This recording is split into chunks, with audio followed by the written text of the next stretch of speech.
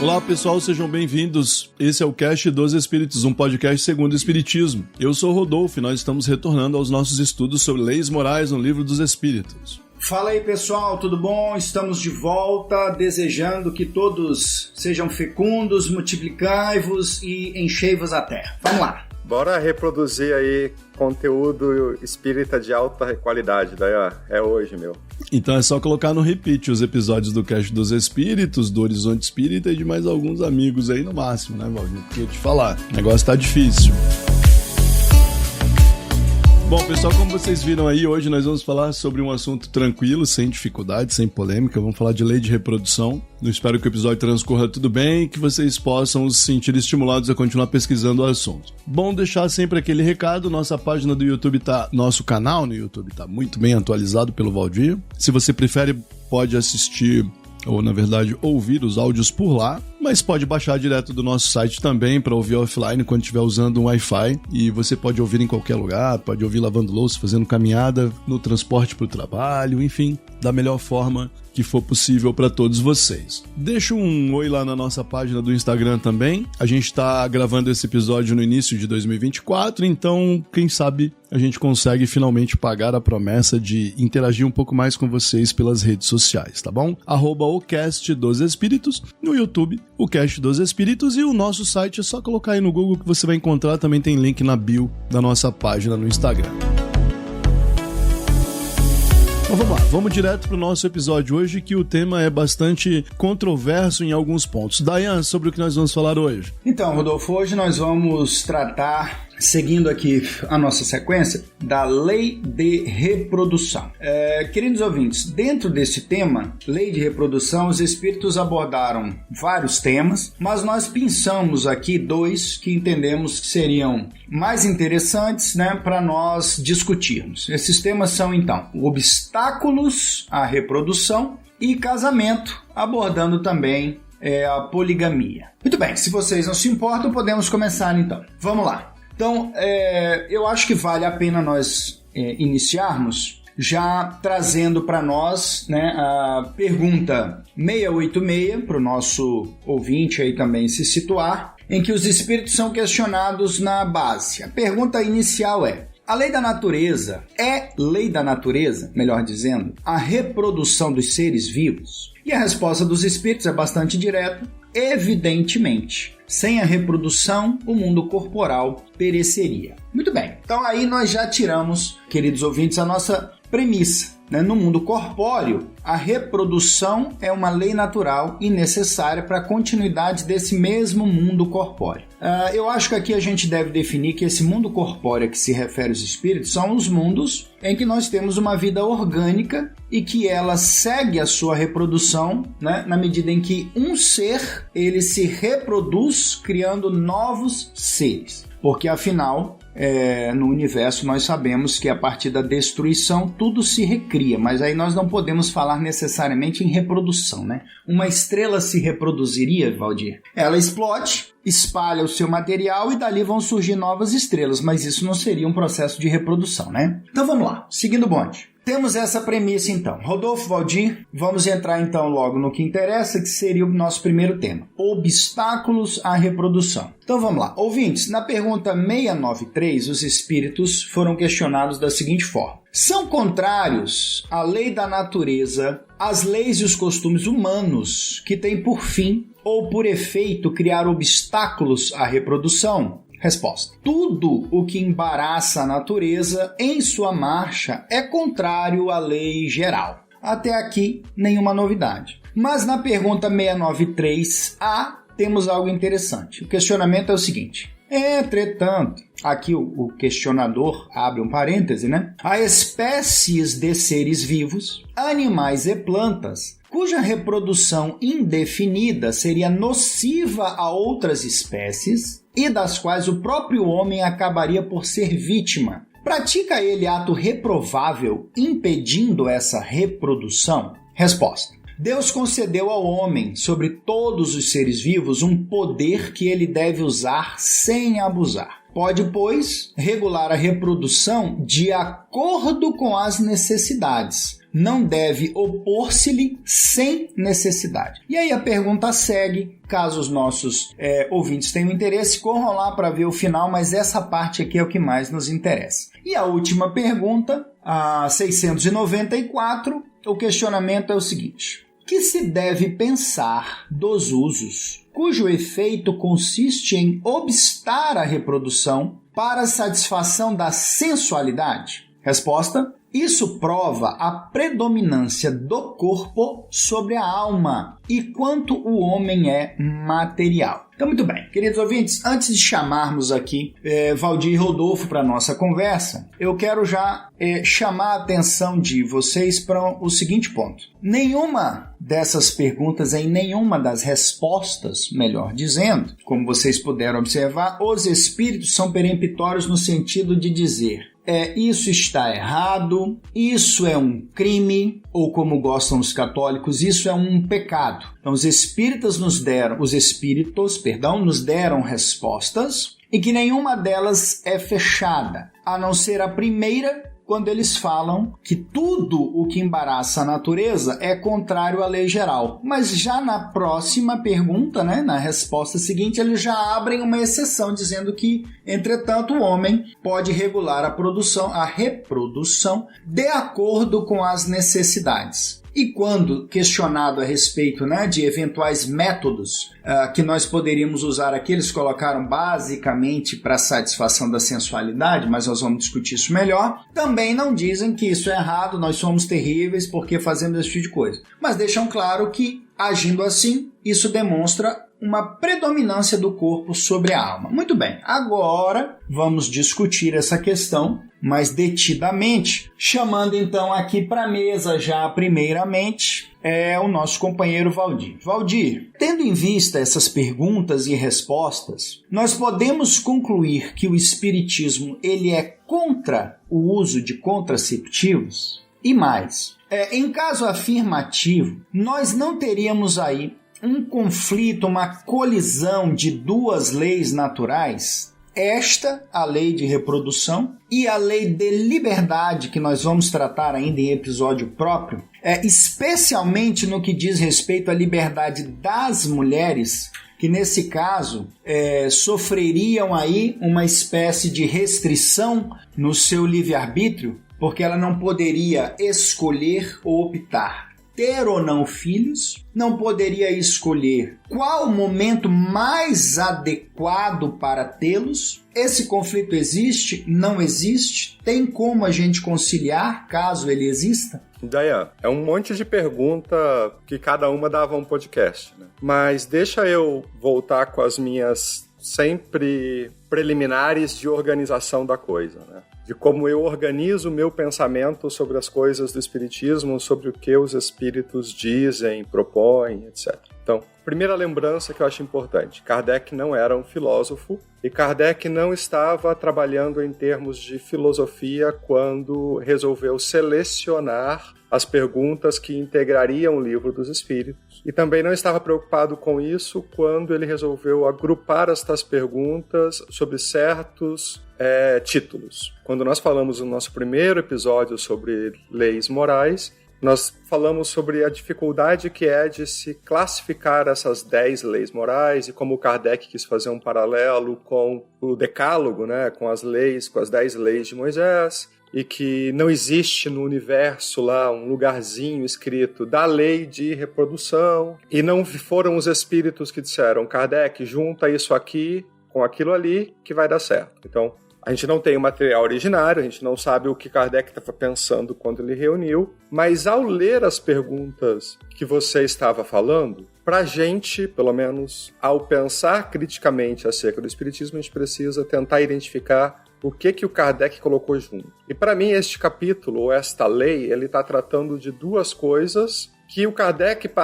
faz parecer que são uma só por estarem no mesmo título, mas não são. A primeira parte dessas coisas que ele está tratando e que é mais fácil da gente refletir acerca é o funcionamento do mundo orgânico natural. Como os seres se reproduzem, por que os seres se reproduzem, qual a importância dos seres se reproduzirem, etc. A outra parte é uma lei que diz respeito, ou uma manifestação dos espíritos de natureza moral que diz respeito ao comportamento dos seres humanos. Ao colocar essas duas coisas juntas, o Kardec acabou, não sei se consciente ou inconscientemente, criando um vínculo entre o fato natural e uma norma moral indicada pelos espíritos. Eu não sei se ele pensou que destes fatos naturais decorrem uma norma ou se simplesmente foi uma coincidência, que ao analisar perguntas esparsas, ele chegou à conclusão de que aquilo ali funcionava junto. Então, sim, nós temos uma lei de reprodução que, pro título, funcionaria muito legal, muito bem, que é a parte que ele fala, os organismos se reproduzem, a reprodução é necessária, ela é essencial, essa marcha tem que rolar, etc. Outro problema, outra questão, diz respeito a como os espíritos que responderam às perguntas enxergam o sexo. E aí, se fosse hoje, por exemplo, é provável que o Kardec, sendo um progressista, teria dado como título alguma coisa como da lei de interdição sexual. Porque a parte em que os espíritos falam para mim sobre o comportamento moral sexual é uma lei de interdição. É uma constante interdição do uso do sexo. Então, eles partem de um pressuposto nas suas respostas, e eu arriscaria, na verdade, os espíritos pescam o pressuposto das perguntas feitas. As perguntas que tratam do comportamento sexual, elas partem de um pressuposto, de que esse comportamento sexual é algo a ser interditado. E aí os espíritos respondem na mesma direção. Isso aqui são coisas que devem ser interditadas. Quando nós perguntamos a eles, a um certo grupo deles, sobre a reprodução material, controlar que uma espécie invasora, por exemplo, se manifeste ou se reproduza demais num ambiente que não é o dela, que uma erva daninha tome conta do jardim, que uma praga coma toda a colheita de arroz, tudo isso é controle de reprodução. E eles dizem, não, isso aí tá certo, tem que cuidar. E de fato, a gente está tratando de um evento natural.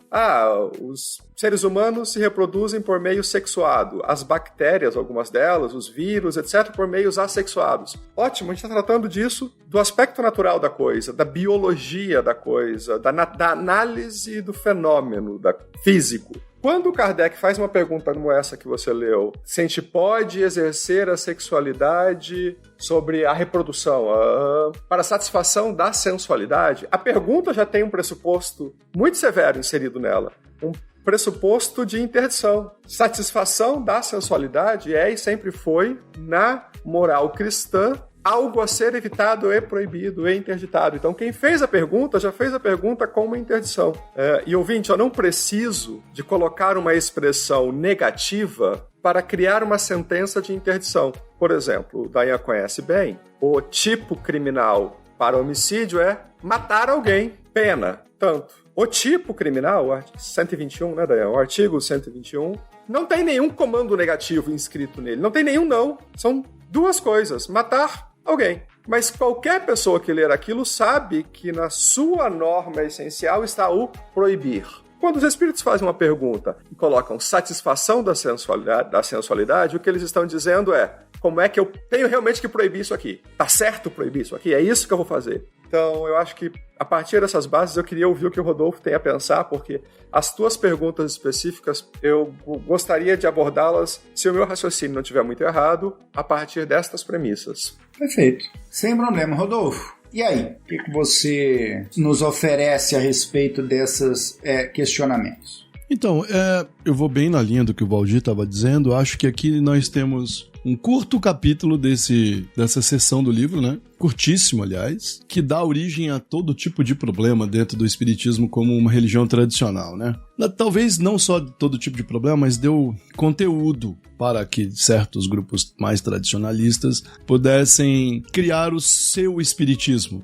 Existem muitos espiritismos e esse espiritismo no qual nós somos criados, que é o espiritismo tradicional, muito próximo de outras tradições cristãs e etc., eles são muito semelhantes, né? Eu vejo aqui, para ir direto ao ponto, como o Valdir ressaltou, na mesma linha do que o Valdir disse, uma confusão entre o que é espiritual e o que é material. Não é à toa que os espíritos citam na resposta exatamente esse termo, né? Nessa pergunta 694, a que o Valdir se referiu quando citou o que ele chamou de interdição, né? A satisfação da sexualidade é um óbice, um obstáculo à reprodução. Sensualidade. Né? A satisfação da sensualidade seria um obstáculo à reprodução, e a resposta é bem nítida, né? Olha, seria porque prova a predominância do corpo sobre a alma e quanto o homem é material. E você percebe? Quer dizer, aqui na própria, tanto na pergunta quanto na resposta, a gente está tratando disso.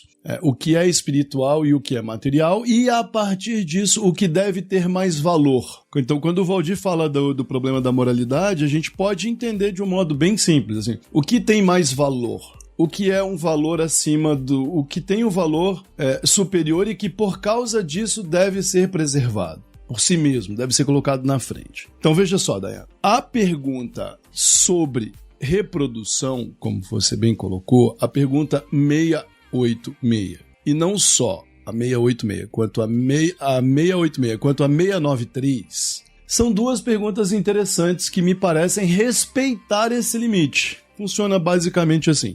O espírito não é matéria, mas ele evolui na matéria, interagindo com a matéria. De certo modo, é como se a interação com a matéria fosse uma condição sem a qual não podemos desenvolver o melhor do nosso potencial. Ok? Beleza. O ouvinte pode entender isso do jeito que quiser, desde que ele saiba que não seria possível partir da infância para a adolescência, da adolescência para a vida adulta, da vida adulta para a maturidade do espírito, sem os estágios em que ele está encarnado em mundos materiais. Ok. Olha, então encarnar em mundos materiais é algo de muito valor. É de tão alto valor que não daria para evitar, né? Assim, não daria para seguir adiante sem isso. Ou, pelo menos, seria muito difícil que os espíritos evoluíssem sem os estágios, os períodos de vida encarnada na matéria. Beleza? Vamos partir disso. Tá, então isso é de muito alto valor. Isso é compreensível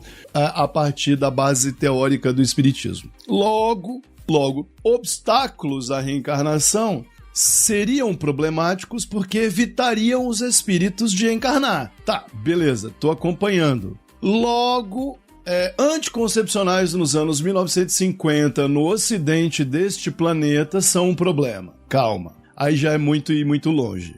Calma, vamos devagar.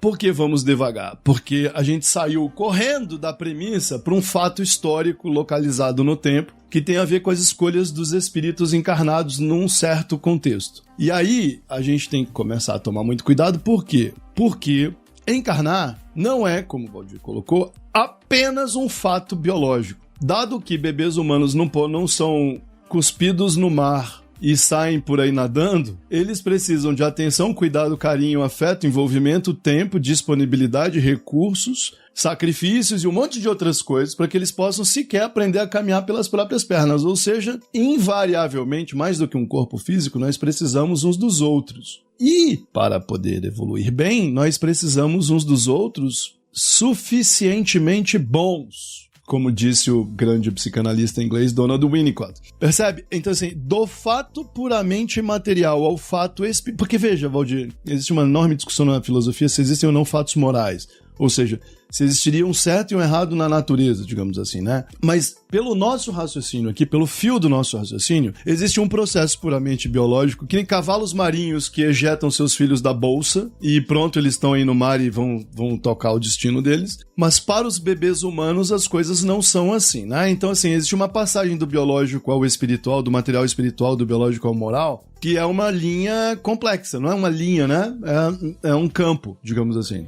E aí, vejo que mesmo na resposta da pergunta 694, essa linha não foi muito bem respeitada. Por que ela não foi bem respeitada? Porque ao regular o processo, ao pensar estar opinando sobre a regulação do processo de encarnação dos espíritos, ou de reprodução dos seres humanos, Ao pensar que estava discutindo este ponto, e apenas este ponto, os espíritos correram para outra margem. E quando falam de satisfação da sensualidade, já estão falando de um componente moral. Eu vou dar um exemplo que pode tornar o entendimento mais simples. Digamos, Dayan, que a gente fosse hoje capazes, por meio de tecnologia muito avançada, de reproduzir bebês em pequenos dispositivos, em casulos de alta tecnologia, e não precisássemos do útero das mulheres. E isso tudo fosse viável economicamente, bastante conveniente culturalmente e também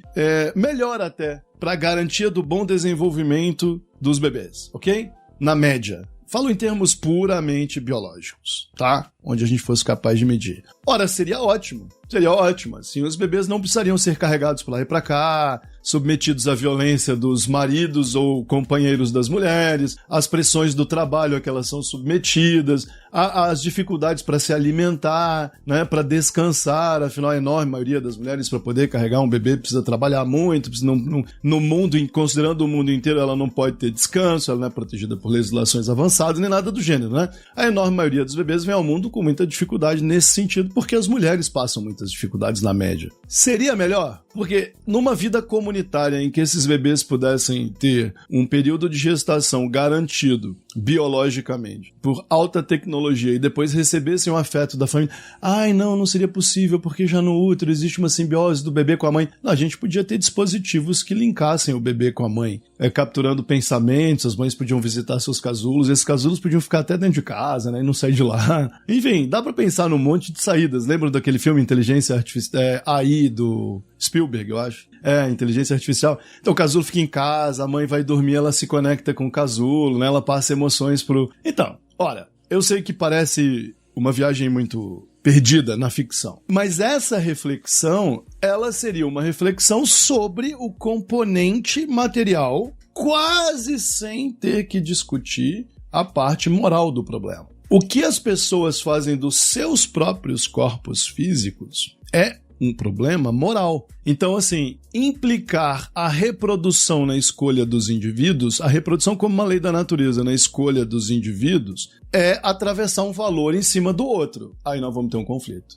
Aí nós temos um conflito. É como se você dissesse assim, você tem liberdade de escolha, porém, então você não tem. E aí, nenhum de nós três, por exemplo, pode falar sobre aborto ou coisa do gênero. Nós não somos mulheres, não estamos submetidos sequer à menor possibilidade de ter que passar por isso. E todo homem que faz isso comete um erro por premissa, porque ele não tem essa possibilidade. E a gente não tem. E quando a gente pensa em regular a conduta dos outros a partir de uma situação impossível de ser vivida por cada um de nós já estamos quebrando a própria ideia de que as pessoas teriam liberdade de fazê-lo. Então, meu ponto é que este capítulo, assim como alguns outros desses capítulos sobre as leis morais, acerca dos quais pelo menos um deles nós já tratamos, existe uma espécie de confusão. Então, quando os espíritos, Valdir, dizem lá, se a reprodução for descontrolada a ponto de afetar o equilíbrio do planeta, da sua região, tem que regular mesmo, em nome da necessidade. Tá aqui, ó. De acordo com a necessidade. Quem define a necessidade? Como saber a necessidade? A necessidade para quem? Uma mãe de 5 filhos que não conseguiu obter do Serviço Público de Saúde o processo de esterilização, né? Seja laqueadura, seja lá o que for. E acabou se vendo numa gravidez indesejada, não planejada, eventualmente até forçada, de um filho que ela não pode criar, cujo pai desaparece como uma regra. Enfim, vocês sabem, conhecem o cenário. Ora, não é uma necessidade dela não ter mais filhos. Pode não ter sido uma necessidade desde o segundo, porque, por exemplo, para eu e o Dayan, por exemplo, já, né, Dayan, somos oficialmente inférteis há um tempo, mas precisamos de muitas assinaturas para conseguir isso mesmo num serviço privado, segundo a legislação brasileira, né? Inclusive das esposas. Não, você ainda foi fazer as 5 consultas com os psicólogos. 5, então assim, 5 sessões com o psicólogo. Autorização da esposa, assinatura da esposa, né? Porra, tu imagina. E a gente, com as condições materiais de existência que a gente tem, já foi um saco conseguir. Agora, tu imagina para uma mulher pobre que já tá aí jogada na vida à força pelas condições materiais de abandono de, às vezes, o próprio pai, da família, os companheiros e etc., ela não vai conseguir muito dificilmente fazer isso. Vai conseguir muito dificilmente. Né? E dado que, né, Valdir, a própria sensualidade é uma lei da natureza, dado que a sexualidade é parte da natureza, dado que o prazer é um princípio, né, regulador da conduta, do humor, da esperança, de tudo, do desejo, dado que o desejo está vinculado à felicidade, à alegria e etc. Ora, na bola, se chegar para uma pessoa e dizer para ela, não haja desse modo porque outras pessoas precisam de você, mas a gente não se importa com o que está acontecendo com você, isso é ridículo, é hipocrisia, é falsidade, por aí vai. Então, acho sim, Valdir, que essa discussão tem que ser pautada pela diferença que você estabeleceu. Tá certo? Sob meu ponto de vista, tá certíssimo. Então, os chineses criaram uma política de filho único. Perderam 2,5 milhões de habitantes de um ano para o outro, mas tem mais de 1,5 bilhão de habitantes. Assim como a gente faz controle não só da natalidade dos seres humanos populacionalmente, como o caso que eu citei, como a gente faz controle de outras espécies. Essa é uma parte interessantíssima da discussão material. Eu não acho que a relação entre encarnação dos espíritos num planeta limitado materialmente deva fugir dessa discussão. Pelo contrário, ela tem que ser parte do nosso cardápio de discussões morais, sim. Só não esquecendo que a liberdade das pessoas tem que vir em primeiro lugar. Sim, até porque é necessário o exercício do livre-arbítrio, né, para o próprio crescimento. Se você não exercita, você não acerta, você não erra, você não sabe que errou, não sabe que acertou. Ainda tem isso, né? Deixa eu fazer retomar para responder a pergunta que eu tinha deixado para depois do Rodolfo. Eu ia refazer a pergunta, porque vocês não responderam. Eu ia receber aqui 2 cartinhas reclamando. Pois é, eu vou respondê-la objetivamente agora. Perfeito, então manda ver. Eu acho que o Livro dos Espíritos não trata de contraceptivos na forma como os espíritas entendem hoje em dia. Nem existiam, né? Então, na forma como nós conhecemos, provavelmente não. O contraceptivo histórico tradicional do cristão era não fazer sexo nos dias férteis. Então, num certo sentido, sempre se fez contracepção. As mulheres, quando não queriam engravidar, se podiam se recusar a fazer sexo nos dias em que elas estavam férteis, elas se recusavam. Isso é um mecanismo contraceptivo, dá-lhe tabelinha. Tabelinha. E os espíritos não são contra isso, tanto que eles respondem na pergunta 693. Segue a necessidade, controla a reprodução, não tem nenhum problema. O bonde que segue. Então, se o controle de contracepção que eu quero, ou de reprodução que eu quero, é tabelinha, é camisinha, é pílula, é esterilização, seja lá o que vai vir adiante, tá valendo. Os espíritos já abriram a porta e já disseram isso. A pergunta que trata de meios de concepção é a 693. A pergunta 694 trata da proibição da prática sexual. É outra coisa. O que os espíritas perguntaram e o que os espíritos responderam é: não faça sexo. É isso que está dizendo a pergunta 694. Na forma como ela está feita, porque a primeira parte dela, até a vírgula, ela é uma repetição da 693. Eu não precisava fazer essa pergunta de novo, ela estava respondida. Então, o que me importa nela é o depois da vírgula, é satisfazer a minha sensualidade. Eu posso satisfazer a minha sensualidade? O que os espíritos respondem? Não, se você quiser ser evoluído. Se você for um ser evoluído, você não tem sensualidade, você não tem desejo, você não tem vontade de obter prazer por meio do sexo. Por isso que, para mim, isso aqui o capítulo deveria ter um subtema, que é não lei de reprodução, mas lei de interdição sexual. Porque para os humanos, porque os espíritos aqui e o perguntador também pressupõem isso, que os animais não possuem sensualidade, não possuem desejo e etc., né? Que o que acontece com eles é algo natural, que o que nós fazemos é que é algo moral. Então os espíritos pressupõem isso a partir da pergunta e eles respondem aquilo que Kardec, se fosse olhar 150 anos depois para o que é o movimento espírita hoje e para o que os espíritas pensaram nesses 150 anos, ele teria jogado fora essa pergunta. Na verdade, ele nem teria entregue essa pergunta para os espíritos se eles soubessem do quão danosa e do quão perversa essa pergunta é. A pergunta é terrível, a resposta é pior. Então, os espíritos supostamente superiores que responderam à pergunta, Ou eles deram uma de ingênuo ou maldoso, não estou percebendo a maldade que tem nessa pergunta, ou eles são perversos também, e estão respondendo de forma perversa. Mas foi o Kardec que fez a pergunta, né? Eu não sei quem fez a pergunta. Eu ia perguntar isso. E quem fez a pergunta? Não, mas se não foi ele que fez, foi ele que escolheu. Mas veja, Kardec não é um filósofo. Kardec não era um teólogo. Então, quando ele leu essa pergunta, eu dou o meu voto de boa fé pro Kardec. Eu acho que ele leu isso aqui e não pensou no quão problemático era colocar a satisfação da sensualidade. Se o Kardec fosse um padre ou um pastor luterano, alguém religiosamente atento às filigranas da coisa, ele poderia ter percebido, mas ele não era. Então eu dou meu boa fé. Eu não acho difícil, Valdir. Isso aqui é uma posição muito tradicional. Muito tradicional. Essa é uma posição tradicional que vem, sei lá, da Grécia Antiga, não é só do cristianismo não, lembra? Essa história do controle dos apetites, do controle dos impulsos sexuais, é uma coisa muito antiga em termos éticos. Mas olha só um adendo, eu não vou te corrigir em Grécia Antiga nunca, mas no período antigo o que você controlava era o apetites. Sim, mas inclusive... Entre eles o sexual. Exato. Não, mas aí o cristianismo tem lá a sua história, né? A gula é um pecado capital, enfim, mas beleza, olha só. O ponto aqui não é polemizar isso. É reconhecer que, só para atualizando os ouvintes, né? Pergunta 694. O que se deve pensar dos costumes que têm por fim impedir a reprodução, vírgula. Quer dizer, até aí, Valdir está dizendo que a pergunta 693A, ela responde a essa primeira parte. Olha, colocar obstáculos à reprodução por necessidade, para manter equilíbrio, né? Para controlar recursos, para não causar problemas demais, etc. Sem problema. Então tá, até aí está respondido na 693A, vírgula. Aí a pergunta continua. Que se deve pensar dos costumes que têm por fim impedir a reprodução com vistas à satisfação da sensualidade. Ou seja, a pergunta já joga, né, para os espíritos a ideia de que o prazer sensual, obviamente de origem sexual, porque ele está falando da reprodução, né? Então não haveria prazer sensual sem sexo que poderia dar na reprodução, portanto. Então, este prazer, para obter este prazer, colocar obstáculos à reprodução, como, por exemplo, a esterilização, por exemplo, né? Isso basicamente é o que nós fizemos.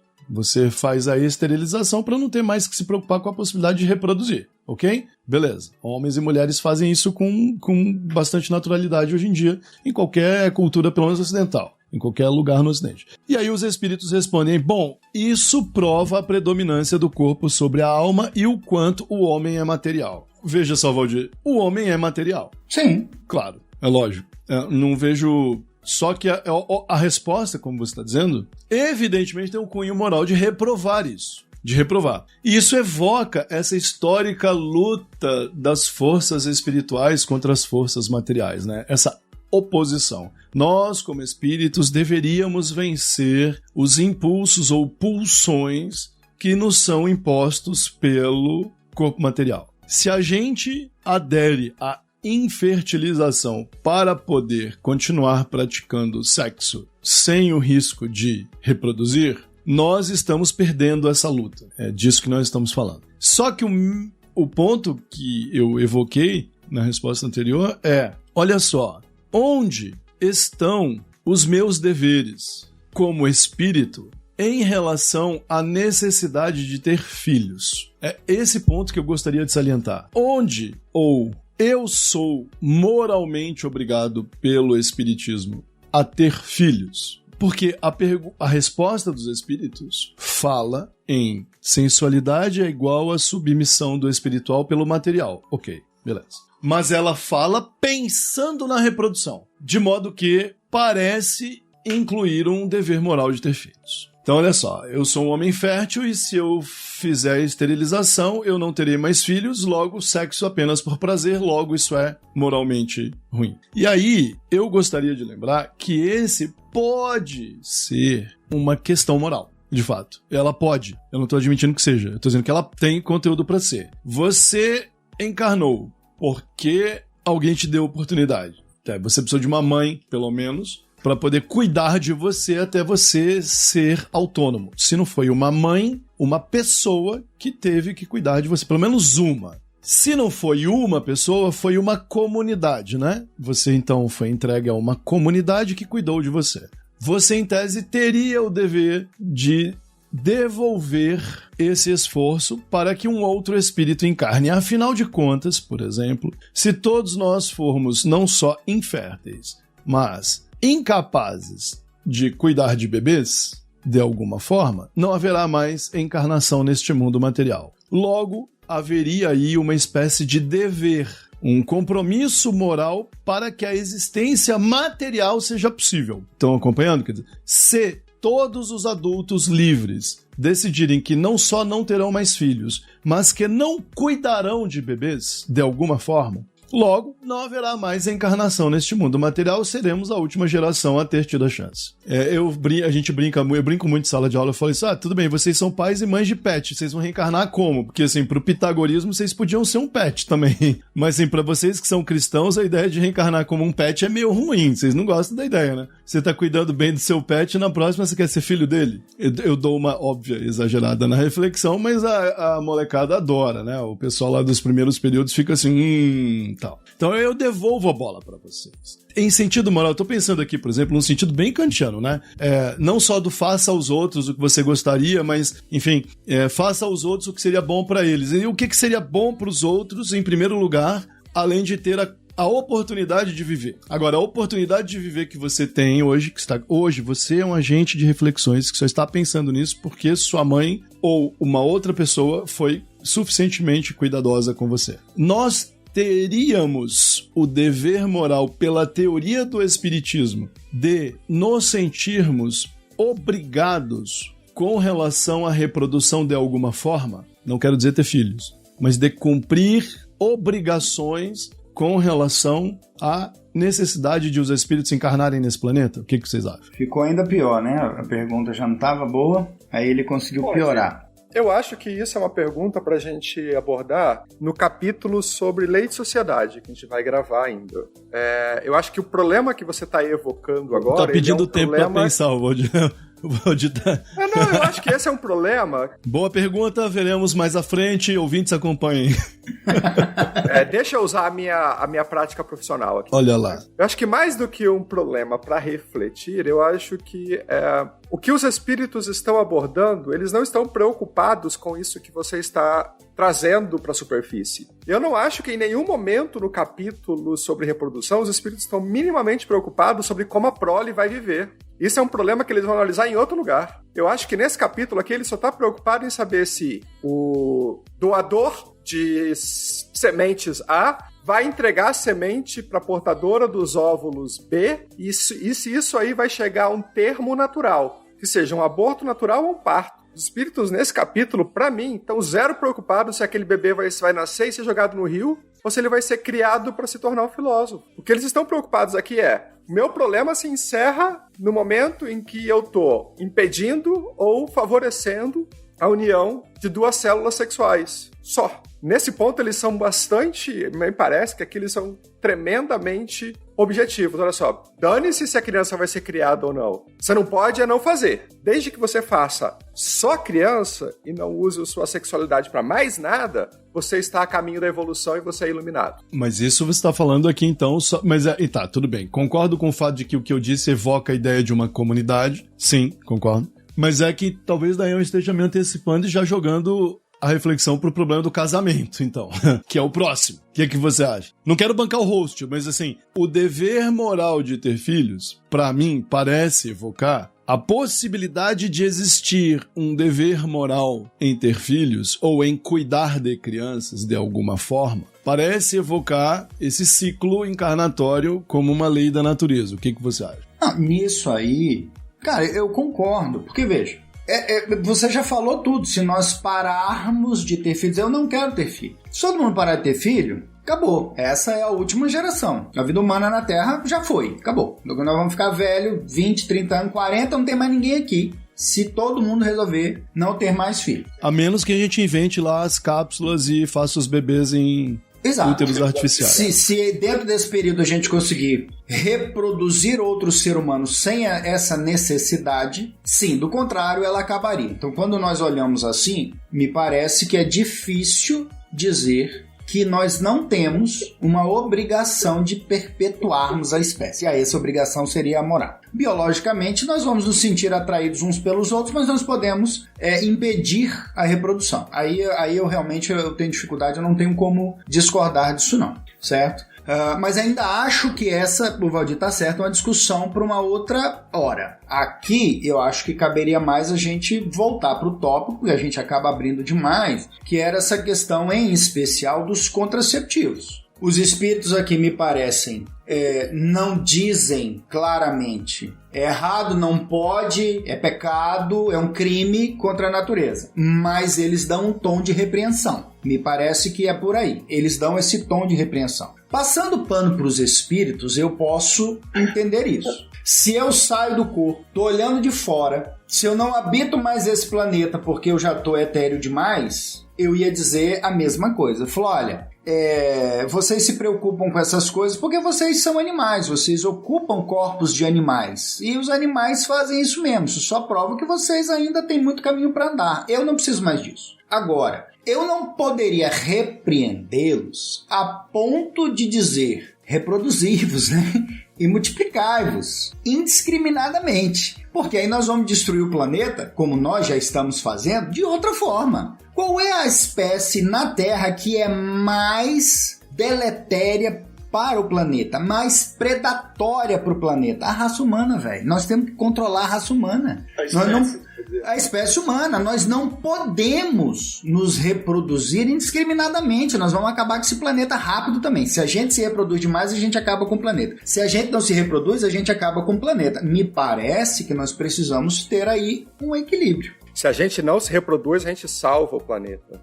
Fica só o planeta equilibrado, né? O planeta volta a entrar em equilíbrio. Não, se a gente se reproduz demais e quer comer carne vermelha, quer comer carne de boi, de porco, de ave... Deixa eu só fazer um reparo num comentário de vocês aí, na verdade do Rodolfo, sobre o futuro da reprodução. Rod, o problema para a reprodução, ou digamos o destino que se vê como vindo difícil nos anos seguintes, não está no útero, está no testículo. Estudos dos últimos 20 anos apontam que desde que se começou a medir a quantidade de espermatozoides no sêmen do macho da espécie humana, ele era estável até os anos 70, em torno de 100 milhões de espermatozoides por mililitro.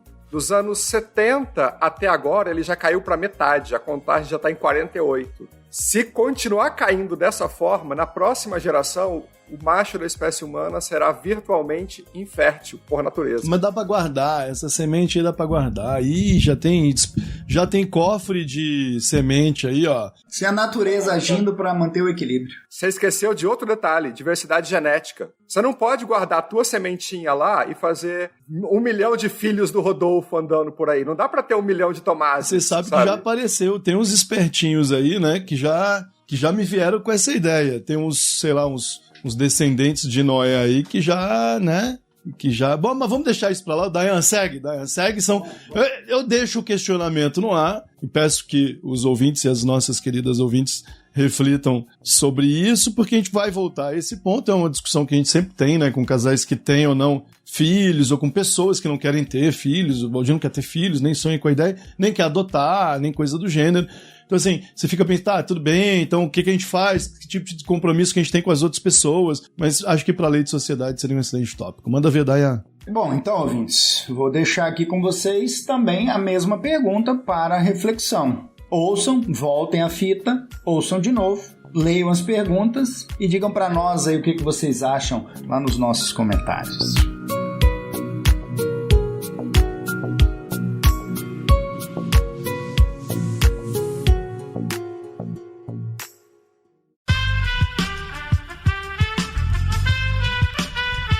Esse podcast foi editado por Aerolitos Edição Inteligente.